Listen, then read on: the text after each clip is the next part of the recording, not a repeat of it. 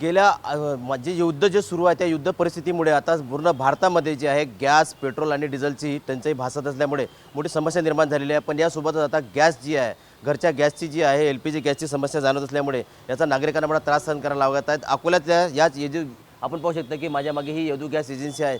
याच गॅस एजन्सीवर काल एक मोठी दुर्दैवी घटना घडलेली आहे। बोरगाव त्या याच्यातल्या बोरगावजवळील अन्वी मिर्झापूर येथील 80 वर्षीय शंकरराव शिरसाट यांचं ज्या ठिकाणी त्यांचा इथे रांगेत लागले होते गॅस एजन्सीसाठी, ते इथे आले होते। पण ते उन्हात सकाळी 9 वाजता या रांगेत लागले आणि या ठिकाणी उन्हात उभं असताना त्यांना भुरळ आले आणि ते चक्करून पडले। इथून त्यांना दवाखान्यात नेले असता त्यांना डॉक्टरने मृत घोषित केले आहे। दुर्दैवी घटना घडलेली आहे। पण पाहू शकता की या ठिकाणी आता गॅस एजन्सी इथे ज्या समस्या जाणवायला लागलेल्या आहेत, एकीकडे सरकार जे आहे, सरकार म्हणते की तुटवडा नाही आहे, त्यामुळे नागरिकांनी भिवून जाण्याची गरज नाही आहे, रांगेत लागण्याची गरज नाही। पण दुसरीकडे या ठिकाणी गॅस मिळत नसल्यामुळे इथे यांना रांगेत लागावं लागलं। 80 वर्षीय वयोवृद्धाला या ठिकाणी त्यांना बाहेर गावून येऊन या ठिकाणी ते रांगेत लागले आणि त्यांचा दुर्दैवी या ठिकाणी मृत्यू झालेला आहे। दुर्दैवी घटना आहे।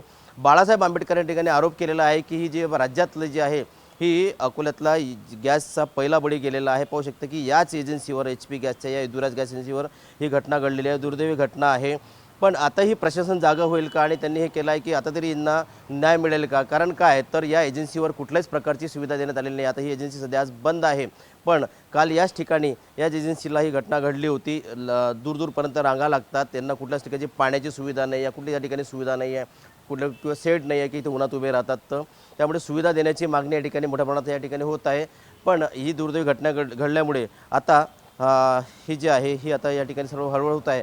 पण आता तरी या ठिकाणी प्रशासन लक्ष देईल का आणि या जो आहे ही गर्दी आता कमी होईल का? कारण एकीकडे प्रशासन म्हणते की गॅसची जी टंचाई नाही आहे, पण दुसरीकडे जर पाहिलं तर प्रत्येक ठिकाणी आपल्याला रांगा पाहायला मिळत आहे। त्यामुळे प्रशासन आता या लक्ष देईल आणि ह्या ज्या समस्या दूर करेल का हे पाहणं नेमकं गरजेचं आहे। गणेश सोनवणे, TV मराठी, अकोला।